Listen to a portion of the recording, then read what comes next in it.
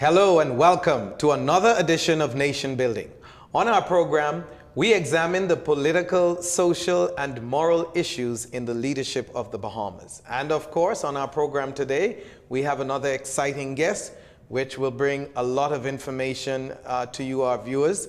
I wish to quickly say, as we get ready to start our program today, that we have a member of the Progressive Liberal Party, a representative of the PLP on our program today, and we'll be dealing with some very hot current issues. I wish to respond to concerns of the public that we will make sure we provide fair and balanced information to you from all sides. And therefore, we have extended officially invitations to those from the governing party who we expect to be on our program next week to speak to issues that we're dealing with today. So when we come back from this break, you'll hear from our guest. The concierge service is the best thing ever. Like, it is so fabulous, especially for someone like me where I cannot leave my office, my job, to go do anything in the middle of the day because I'm on the radio. The service was so fabulous. The ladies gave me a call. They set up an appointment. They come with their professional looking attire. They're just so cute. And they come here, and it was a great experience. It took 20 minutes to switch over to the Alive service. It was simple. It was easy. And they just made me feel so welcomed. They explained everything. They hooked me up with my new phone. They gave me my data package. As you can see, hey.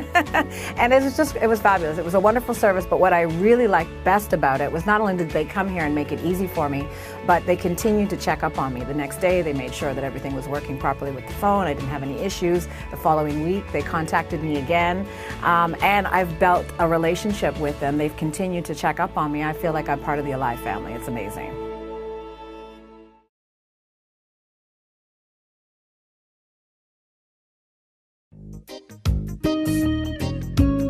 Who said you can't get great quality products at an affordable price? If you want the best quality food products at the most affordable prices, you must pick up the Jamaica Bahama brand of fine quality products at your favorite food store. Products like Jamaica Bahama Coconut Water, the most healthy and refreshing drink on the market. Jamaica Bahama Fruit Punch, the only fruit punch in the Bahamas made from real fruit. Jamaica Bahama coconut milk, green pigeon peas with coconut milk, condensed milk, kidney beans with coconut milk, corned beef, green pigeon peas, mackerel, and corn. Jamaica Bahama's fine line of products is available at all your favorite food stores and convenience stores nationwide. Telephone 351-8282 in Freeport and 341-4091 in Nassau. I don't wanna win.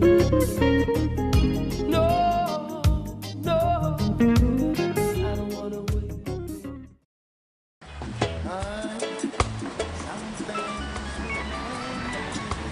Hello. Did you get it? Yes, baby. I got it. Don't come home without it. These arms of mine, they are yearning for wanting you.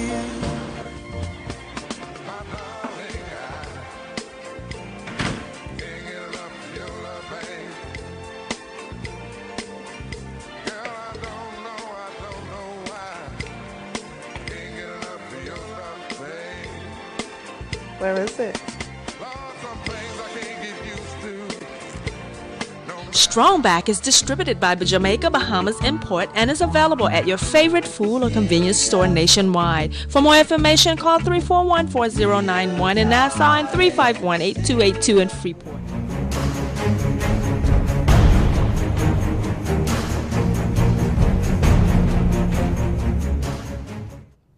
Hello and welcome back to Nation Building. I'm your host, Winston Pinnock, and today on our program, we are talking politics, current issues, and we're going to get right into it and waste no time. Our guest today has been on our program before, so he's no stranger to us. Mr. Wayne Munroe, welcome to Nation Building. Welcome back. Thank you, Winston. Wonderful. Mr. Munroe, of course, is a prominent attorney in our country for more years than I can count, even though he doesn't look as old as he's been practicing. But Mr. Munroe was also a a candidate in the last year's general election for the Progressive Liberal Party running in the constituency of Freetown.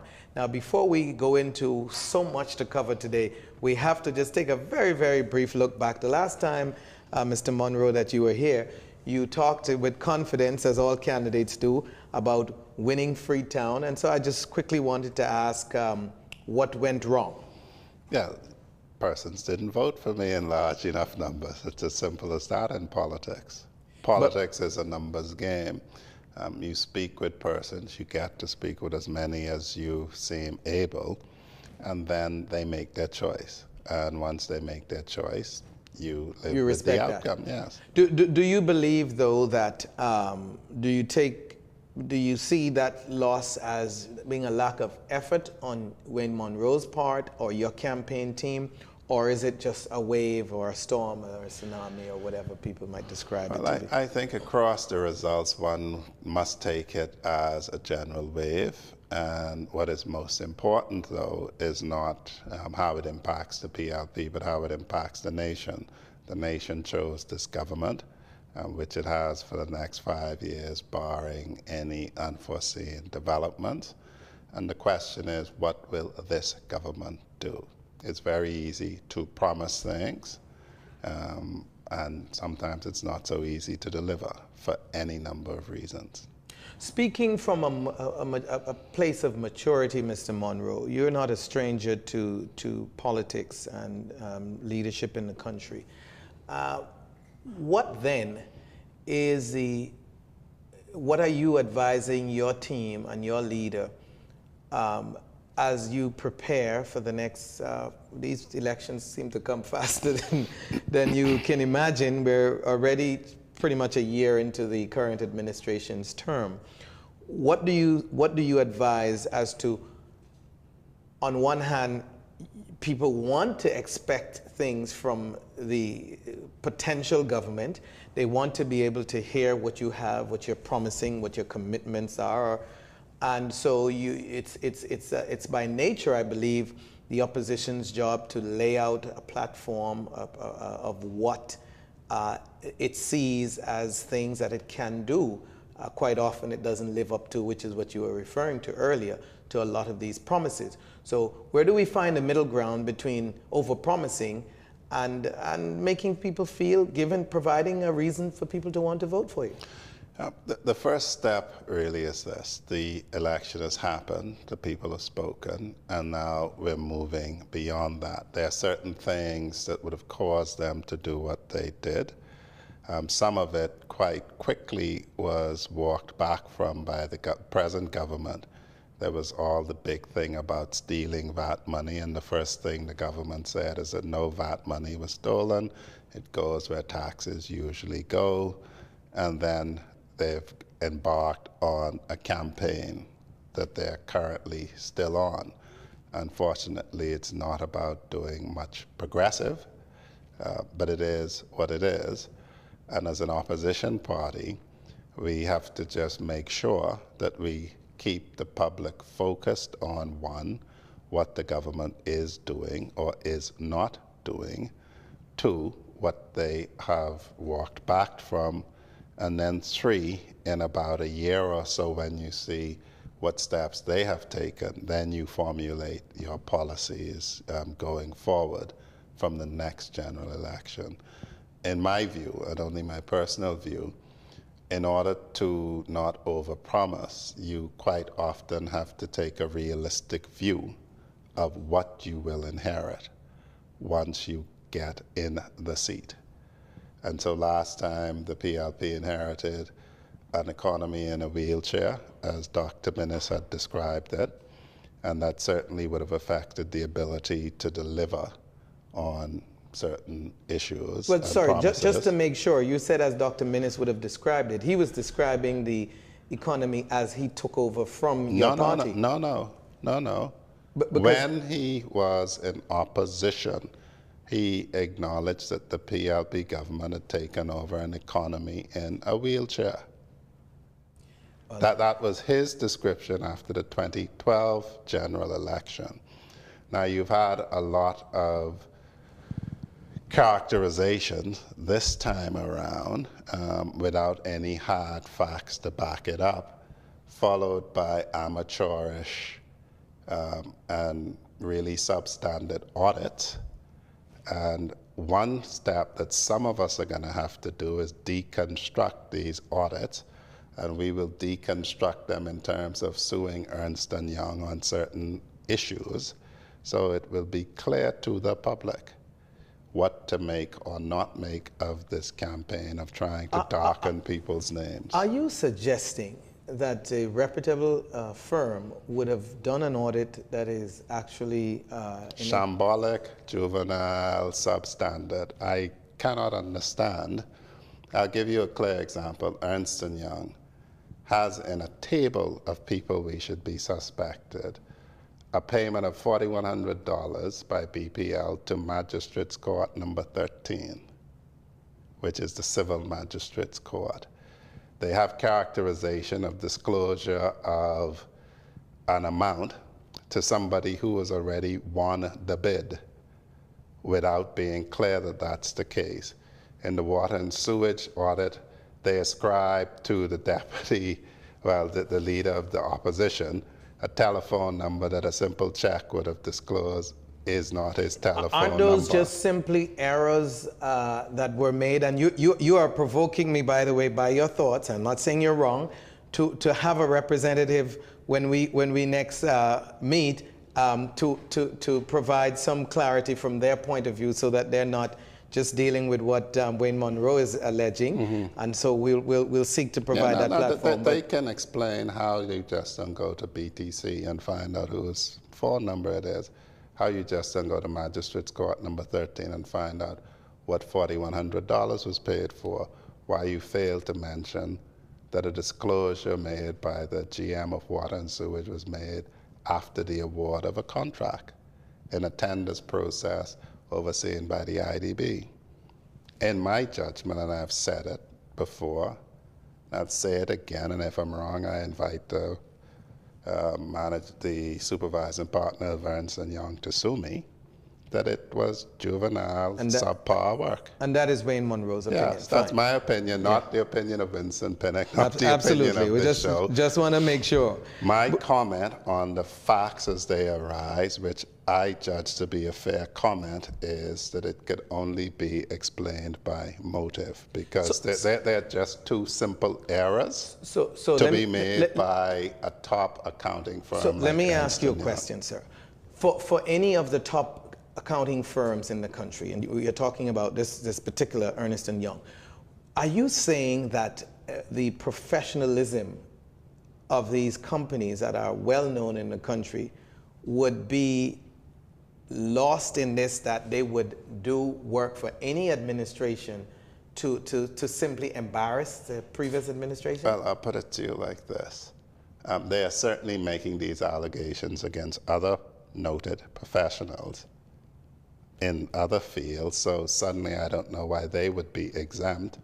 They are making big to-do about no bid contracts, when I've never seen a bid for the work that they did. And if you're going to be consistent and decry no bid contracts, you yourself shouldn't be taking one. Okay. Well said, sir. Let's see if we can dive into the meat of our discussion today. The leader of your political party, Mr. Philip Brave Davis, in a recent press conference, blasted the Minnis administration for what he called borrowing $1.7 billion in the first 11 months of his administration. And my question to you, sir, is that simply not hypocrisy? When those in media, it's well documented that the Progressive Liberal Party pretty much did the same thing in its first year in office, with the cry that they had met the Treasury broke, and as you said earlier, that you claim that the country was in the economy was in a wheelchair. I claim that Dr. Minnis said that. Okay. Which journalists can check. Fine. So the point I make is, isn't this simply hypocrisy to be for your party and the leader of your party to be accusing the current administration to be borrowing all this money when it seemed to have been a trend for successive government? Well, you won't find the amount in a year to be what this is. There are differences between 2012 and 2017. A major difference, which was alluded to by the present government during the campaign, was the now existence of a new revenue stream for the government in terms of value-added tax, which the F&M had originally committed us to, which the PLP followed through with and put it at half the rate that was projected. But everyone can remember all of the talk about, with all of this VAT collection, there is or should be no need to borrow. Well, that is what they said. So it's simply a matter of, in law, you call hoisting people on their own petard. If you tell me that I'm irresponsible because I have all of this VAT revenue and I'm still borrowing for things like hurricanes, which the F&M won't borrow for because they don't intend to help poor people with hurricane But the damage. PLP was accused of borrowing for the hurricanes. Exactly. And so, fine, we borrowed for the hurricanes to help less fortunate Bahamians. That's a political choice.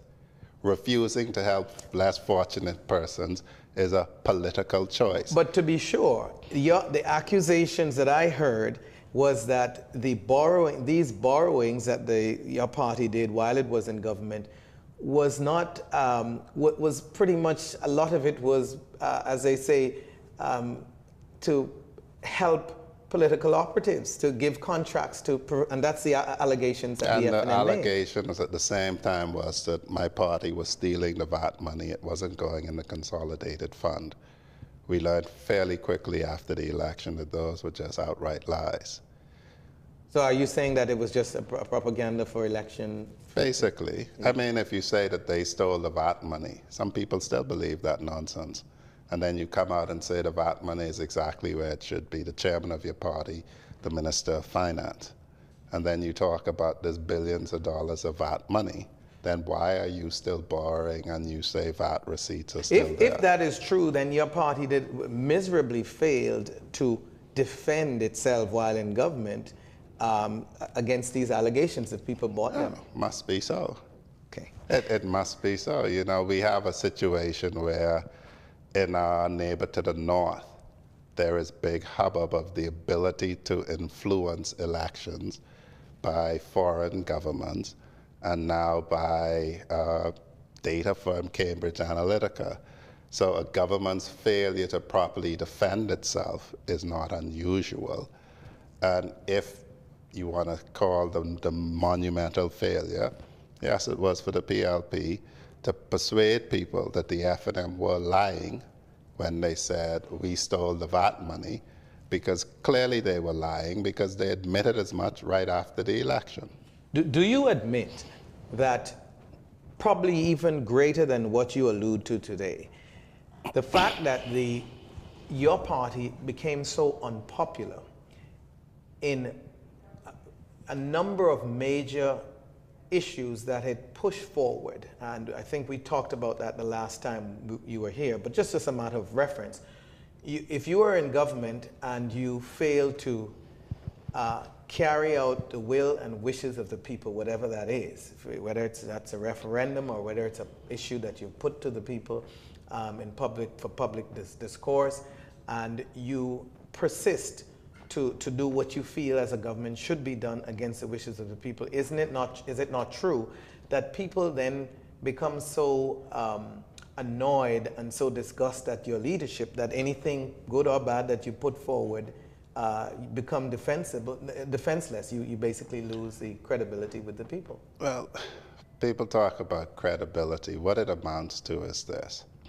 You have opposition politics. It's either honest, if it's into nation building and examining what truly is happening, or it's very directed and the only thing I'm concerned with is getting elected.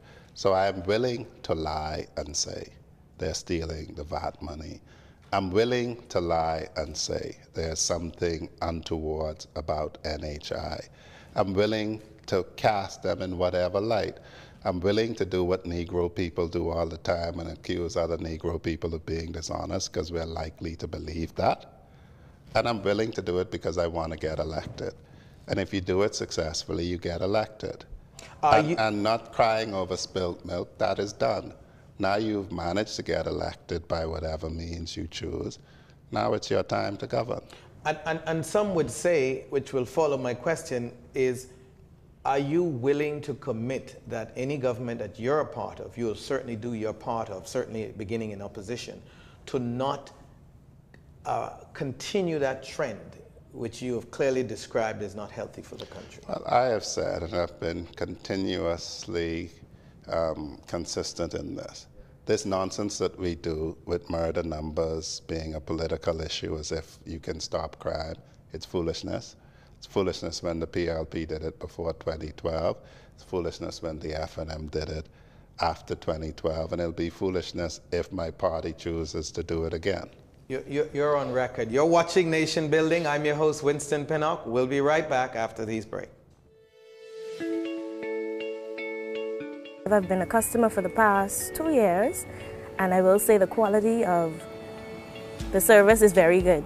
During my trip to Andros, I was connected the entire trip, so that was really good. I was able to contact my family members and let them know how the trip was going. We touched land, we're here, so it was very good, and I really appreciate that. And also during times like when we had the storm, it was really good to have that service to reach out to our loved ones to make sure everyone is okay. And I really appreciate Alive for that. And even when there's a little technical difficulty, they always send out a little text message to let us know exactly what's going on. I'm happy to be alive, and I believe in best.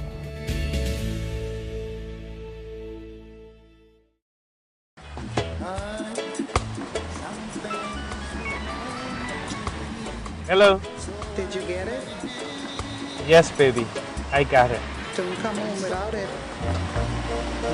These arms of mine, they are yearning for wanting you.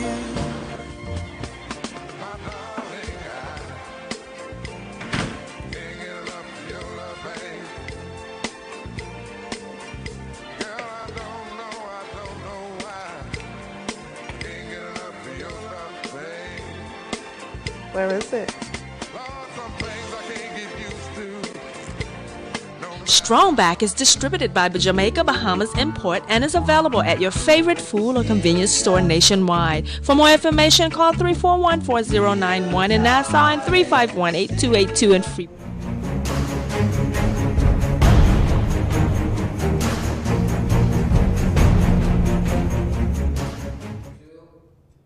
Welcome back to Nation Building. I'm your host, Winston Pinnock, and I'm here today with a representative of the opposition party, Mr. Wayne Munroe, who is an attorney, QC.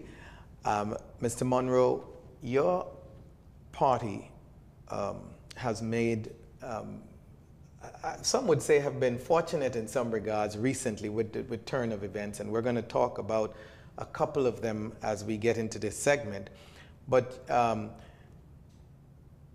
the government accuses your party of leaving tens of millions of dollars in contracts on the table when it left office. Contracts that were signed, agreements that were made that it had to honor.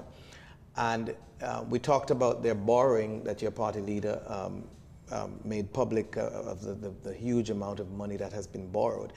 And so the government says, a part of the reason why it had to borrow all this money, a significant part of that, is to clear expenses and agreements that your party left on the table, and frankly that there was no money in the Treasury to pay for those contracts and much of those. Speak to that for us. Well, that's inconsistent with saying where the budget deficit was as projected in the last budget.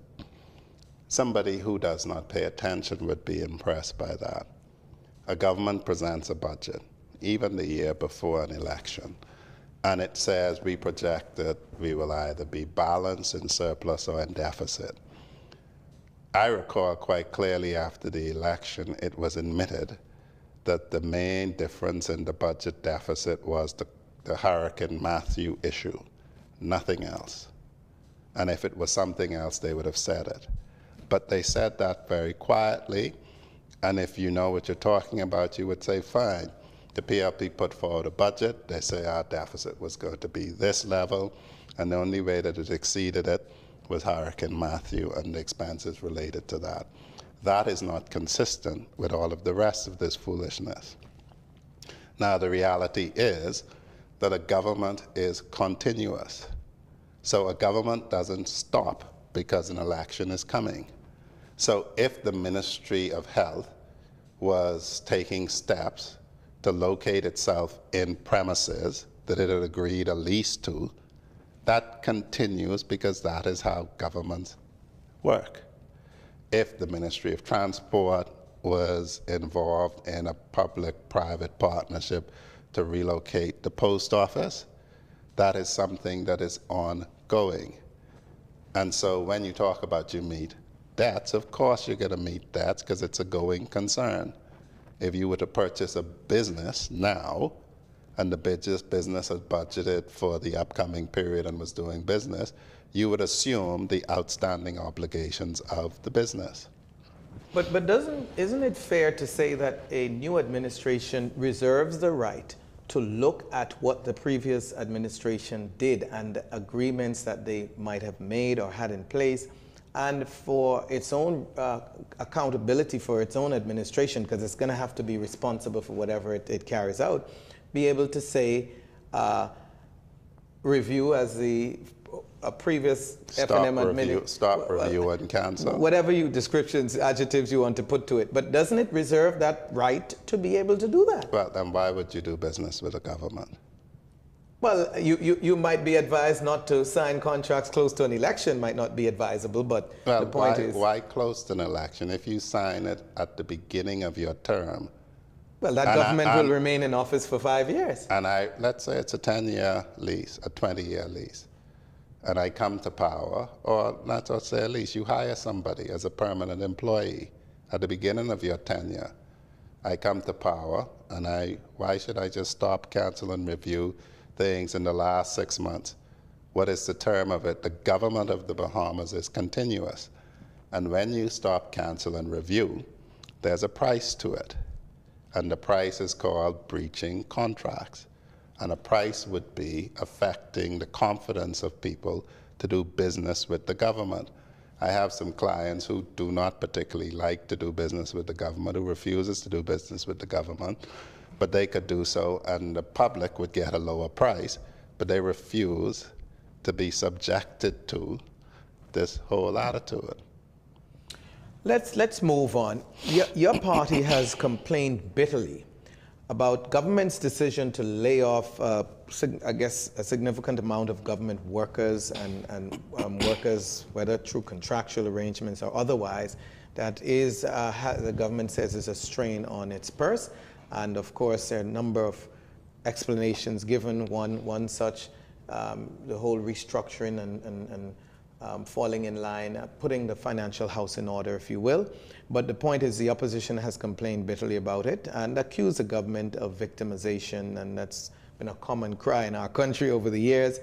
And so the question I ask is, in order to be responsible with this, are you not seeing any of what the government is putting forward as its reasoning for wanting to trim an inflated public service, fall in line with economic standards in terms of allowing the country to be able to borrow funding? Because, you know, all these things are impact our ability to borrow money, our ability to be able to pay. And if the government's expenses are so huge, that is going to affect our rating and all of that. Don't you buy any of what the government is saying? Well, the starting point is the government must act within the law. In March of 2017, April of 2017, every member of the F&M came to Parliament and said that the Employment Amendment Act 2017 was a very good piece of labor legislation. They cussed the PLP for leaving it so late in its administration to pass it. And what that piece of legislation says, if you are going to make people redundant, to downsize, to right size, there's a process that you undertake called consultation to represent the people why you are seeking to do it, how you're seeking to do it, and to get representation from them. The government has singularly failed to do that. And so the first piece of labor legislation they breached was the last one that was passed that they said ought to have been passed a long time ago. So I don't care what you are trying to achieve. If you want to achieve it, you obey the law. We have a matter before the courts now where we're making such a case for employees from the gaming board. Persons have been slow to come forward in other organizations, but in my view, the case could be made across the board. So firstly, they've done it, in my opinion, in breach of the Employment Amendment Act of 2017. And then from a policy level, I was a young conservative when I was in university. And there was a big thing about Margaret Thatcher coming to power and firing 200,000 civil servants in the UK to right-size their civil service. Well, in the UK, they have an expansive welfare system that people can go on. It was called the dole. And all you have to do is satisfy the government that you're looking for work and can't get it, and you get assistance. Well, you could fire 200,000 persons in the US or in the UK or in any country that has a sensible welfare system. We do not have a sensible welfare system in the Bahamas. And the reality of it is, if all you have to brag about is that you fired a whole bunch of people, then when these people have to look for a means to make a living, then you had better be prepared for the consequences. Two questions. Are you suggesting that we should have a similar welfare system to what the US and the UK? Now, I am suggesting that you have to sensibly determine how you follow fashion. Plain and simple. And now the US has difficulties financially and economically, and their recipe for it is to spend their way out of it. So it's amazing how they can spend their way out of it, and we're supposed to starve our way out of it. But you cannot follow fashion with people about firing poor people when you do not have a welfare system and do not expect social pressures to come to bear. When the single mother doesn't have the job anymore, the father's going to get harassed a bit more. She's going to become desperate. He might become desperate. These are social realities. And some say, my other question is, some say that you cannot run an administration, a government, by simply out of sympathy for those that are in need, that you have to, like a business, you have to ensure that you have your taxes and the income that you're collecting is able to, as far as is possible, run an administration. And so if you have too many people at work in various areas of the public sector that's not functioning in the best interest of the country, notwithstanding what you mentioned, that the right thing to do is to right-size those departments. Well, and then let the people who you fire eat cake. That's the famous saying. The government can't support all you poor people. Let them eat cake. A queen said that. And she promptly lost her head in the ensuing peasant uprising. If we're going to right-size the government, let us start at the top with the size of the cabinet, of parliamentary secretaries. How can you say that the civil service is bloated when how many backbenchers do we have in Parliament and have had for a considerable period of time? If you are sensible about right-sizing, why is the cabinet more than 10 people? Or is it just the poor, the lowly people who get right-sized and not the people at the top? And if you are going to use that standard, just for the record, the PLP's cabinet has been bloated too, you must say. Yes. Okay. Oh, yes, but we never fired a bunch of people talking about right sizing. When you come to be firing civil servants, some of whom are at minimum wage on contracts, then it behooves you to have a bloated top echelon of government which makes much more than these small people at the bottom. Talking about caring about the poor and those who are in suffering, I guess, from or at risk of have lost their jobs and at a disadvantage, to put it in my own words. Why does your party seem to have such a big problem with a proposal, a project that the government has signed a heads of agreement with to have this $5.5 billion oil refinery and storage facility in Grand Bahama? After all, that creates jobs for the very people you're talking about and help an economy in Grand Bahama to grow. How does it? By creating jobs and providing revenue for the government. I mean, through any number. It doesn't really provide any revenue if they have tax exemptions for 90 years. It provides, if you look at it, it says the developer shall have a goal of having 250 permanent employees.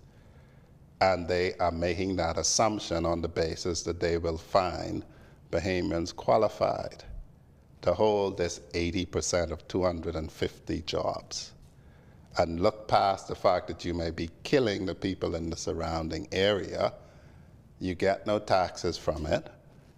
When you say no taxes, Mr. Munroe, let's bring a little clarity. We're speaking to the public and we want to make sure the information that you're giving is accurate. You get no taxes. NIB payments are not taxes because they fund the benefits that NIB are to pay to the workers.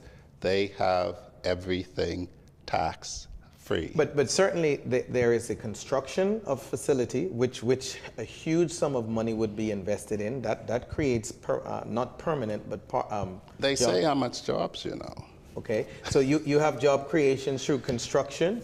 Any throughput fees, and I mean there are any number of ways that government generates revenue outside of direct taxation. They claim, on the assumption that they do what is set out as being done, because they have no obligation to do it, they say that there'd be approximately 600 direct jobs plus 1,000 indirect jobs. I've seen the economic evaluation of the Bahama project that was sent to the Ingram government to persuade Prime Minister Ingram to give them the concessions. I've never seen the economic review that says the 600 jobs, 1,000 direct jobs. Indirect jobs. Then they talk about 250 direct full-time jobs doing operation, and it shall be a goal of the developer to employ 80% Bahamian, 20% non-Bahamians during the construction period. They don't say anything about the ratios on the permanent jobs at all. And then they say they're going to make a contribution towards curriculum development as UB to get Bahamians up to speed, right? I'm glad we're going to have Minister Kwesi Thompson on soon so he can respond to some of the points that you have raised. And it is in writing. You're watching Nation Building. I'm your host, Winston Pinnock. We'll be right back after this break. The concierge service is the best thing ever. Like, it is so fabulous, especially for someone like me where I cannot leave my office, my job, to go do anything in the middle of the day because I'm on the radio. The service was so fabulous. The ladies gave me a call. They set up an appointment. They come with their professional-looking attire. They're just so cute. And they come here, and it was a great experience. It took 20 minutes to switch over to the Alive service. It was simple. It was easy. And they just made me feel so welcomed. They explained everything. They hooked me up with my new phone. They gave me my data package. As you can see, hey. And it was fabulous. It was a wonderful service, but what I really liked best about it was not only did they come here and make it easy for me, but they continued to check up on me. The next day, they made sure that everything was working properly with the phone. I didn't have any issues. The following week, they contacted me again, and I've built a relationship with them. They've continued to check up on me. I feel like I'm part of the Alive family. It's amazing.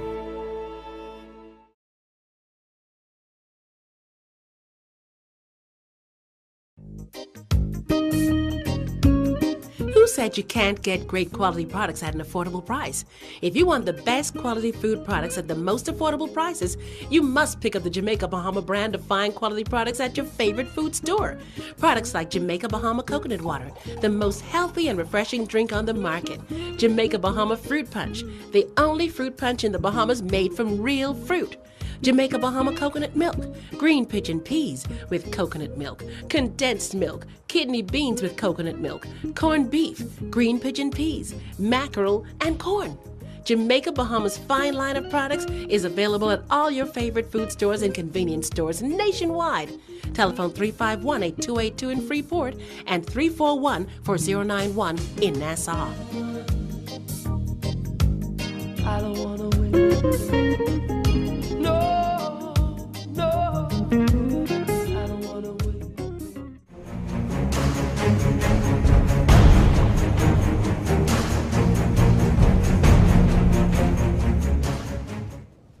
Welcome back to Nation Building. I'm your host, Winston Pinnock, and I'm here today with attorney at law, Mr. Wayne Munroe, who is, of course, a spokesperson for the Progressive Liberal Party, the official opposition. Mr. Munroe, we talked... Well, I have to correct you. I'm not a spokesperson for the Progressive Liberal Party. I'm a member of the Progressive You are a member and a Liberal former Party. candidate, and so you speak on behalf of the party. I've been advised by your leadership that you speak on behalf of them. So we take what you say as a representative of the party. That's fairly bold of them. Well, I'm acting on the authority of those who lead the organization, and so if they tell me that, I accept that as being true. Right. And I see you have made a point of emphasizing when you make your personal opinion known. So I think we're okay with that.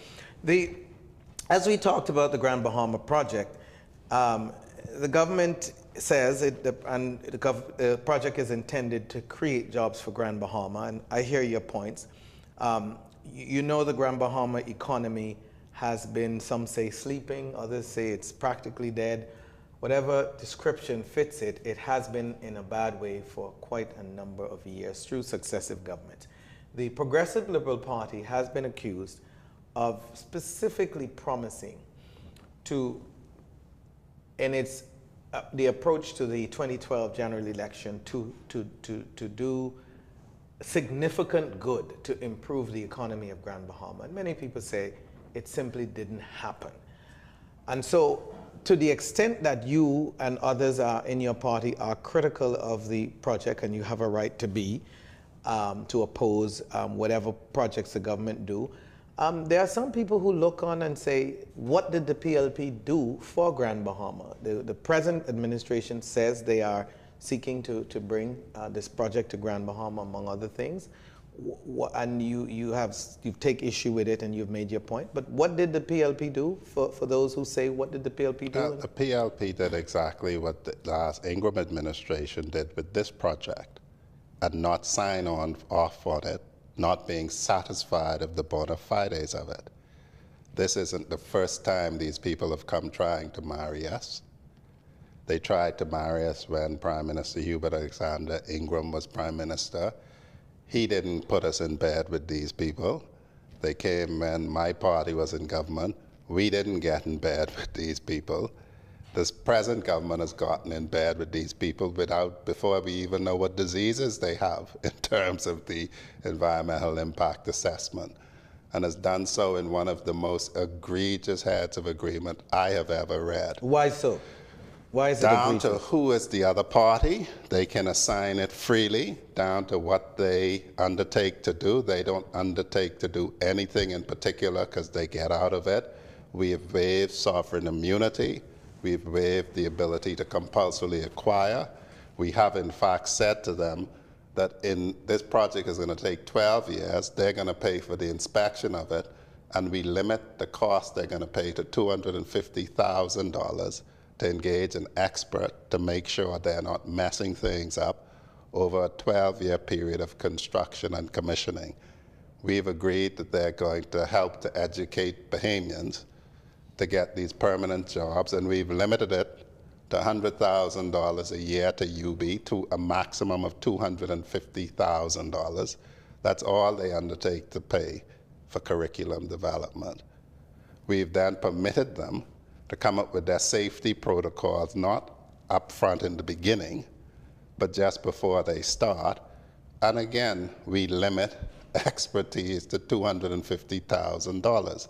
I don't know how much expertise you're going to buy over 12 years for $250,000 to make sure that an oil refinery and storage facility is properly built. I can understand why Prime Minister Hubert Ingraham never signed off on this. I could understand why my government never signed off on this. And it's disastrous that this government has signed off into it and has basically tied us up ball naked in front of these people.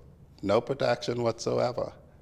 And for, they say, 600 jobs over a 12-year period, 80% of that, and no specific percentage of the 250 permanent jobs. But y'all poor people, y'all struggling, we fire people on Grand Bahama. That's the first thing they did. They fired people on Grand Bahama.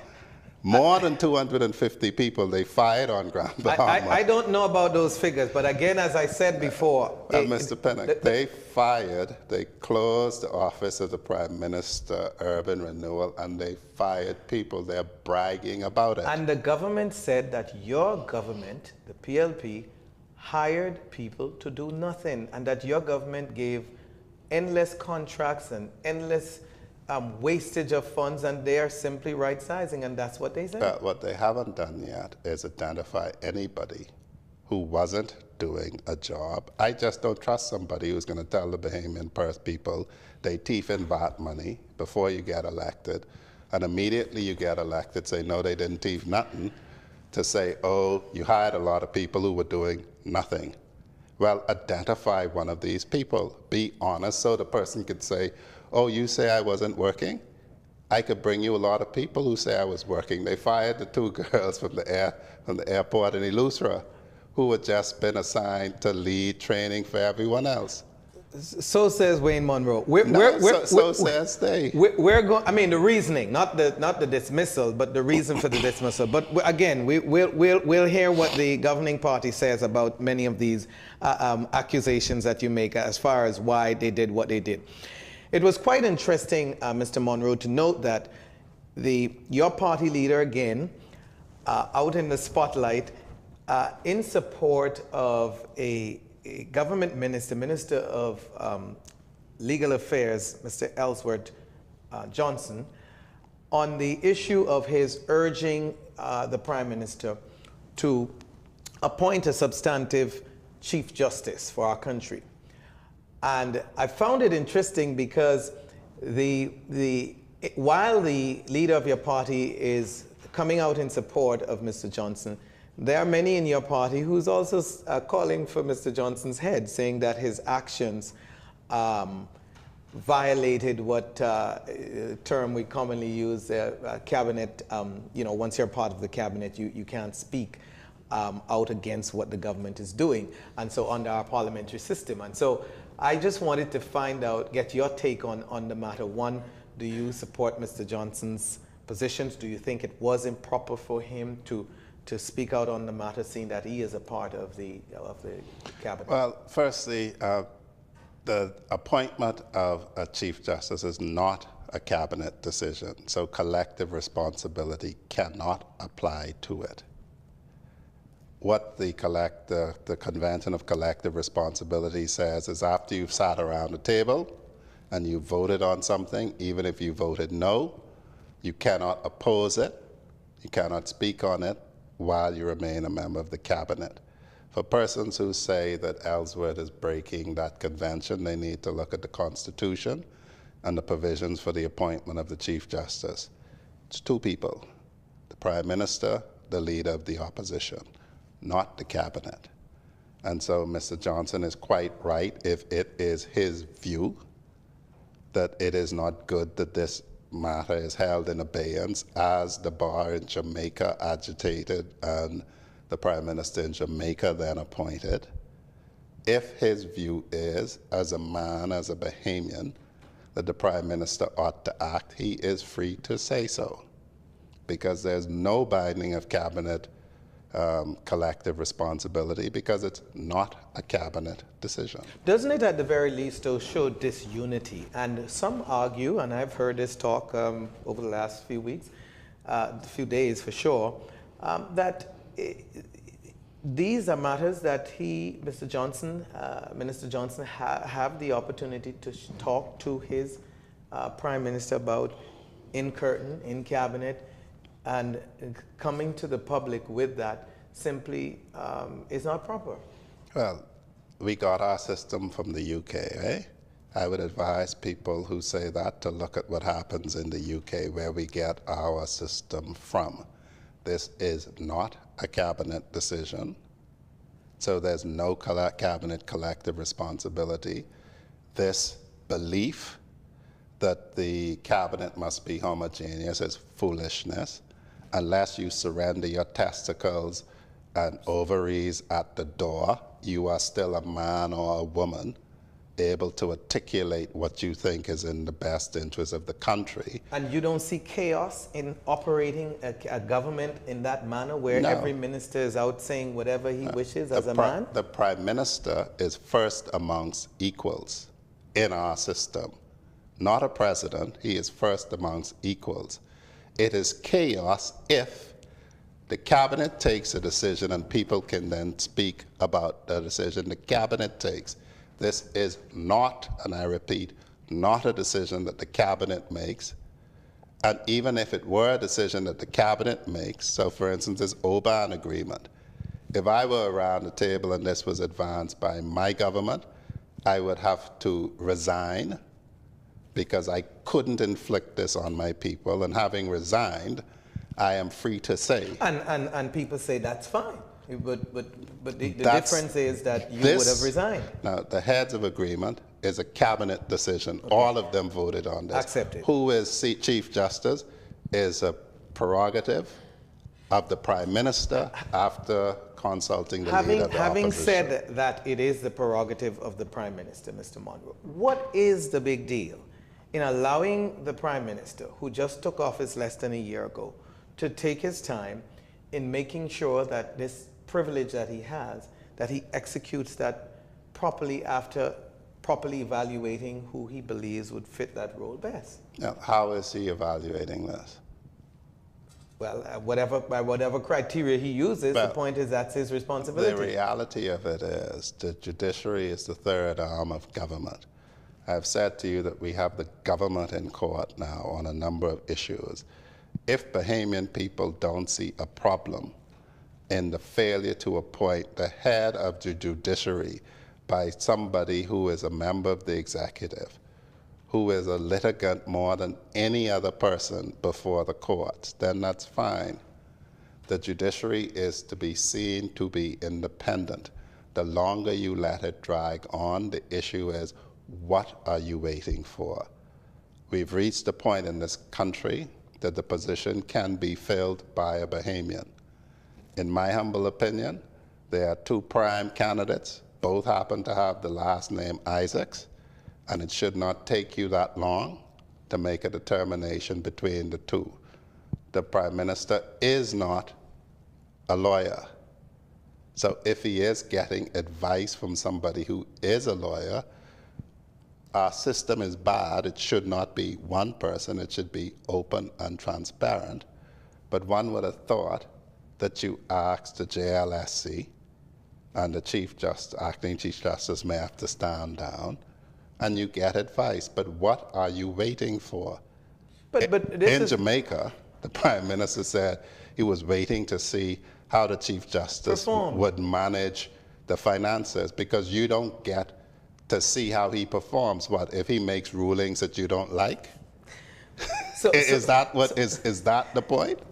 Well, okay. The point is, it is the Prime Minister's prerogative, and while many in the country want to see that, it doesn't seem, from where I sit, to be an urgent issue. I think you and those in the legal profession would have a greater appreciation than the average person, but it doesn't seem to be, has risen to the point of being critical, for sure. It Not is. in the public's eyes. Well, then the public is a strange creature if it wants to be before judges, because then the Prime Minister could say, I'm evaluating all of you. Okay. And so if the public has no difficulty with that, with the person who is supposed to protect them from the Prime Minister being supposedly auditioning for him, then that's a curious attitude to have. I hear you, Mr. Munroe. Talking with you, we can go on for 2 hours. I've got 3 quick questions for you which need quick answers because we're running out of time. But rumor has it that the current Attorney General is on a short list to be named the next Chief Justice. Would you have a problem with that? I would have a problem with that. And why? I would complain from day one because Mr. Bethel, although he's my good friend, has never been a judge. He's not in the same category as Claire Hepburn and Sir Michael Barnett, who were AG and became judges. Both of them were judges before they were Attorney General, and both of them were being solicited to take a permanent judicial appointment. In the same way, the PLP did not appoint its Attorney General Chief Justice because she had no previous judicial experience. That is the measure of it. Okay, last question for you is recently you made a comment to the press responding to the DPP's and the Attorney General's decision to drop the extortion and misconduct in public office charges against your former Cabinet Minister Shane Gibson. You expressed shock that they didn't drop all the charges. Why did you express shock of them not dropping all of the charges? Why did you expect that? That's not a proper articulation Okay, of my well, position. clarify. I was asked if I was surprised that they dropped the charges that they dropped, and my answer was no.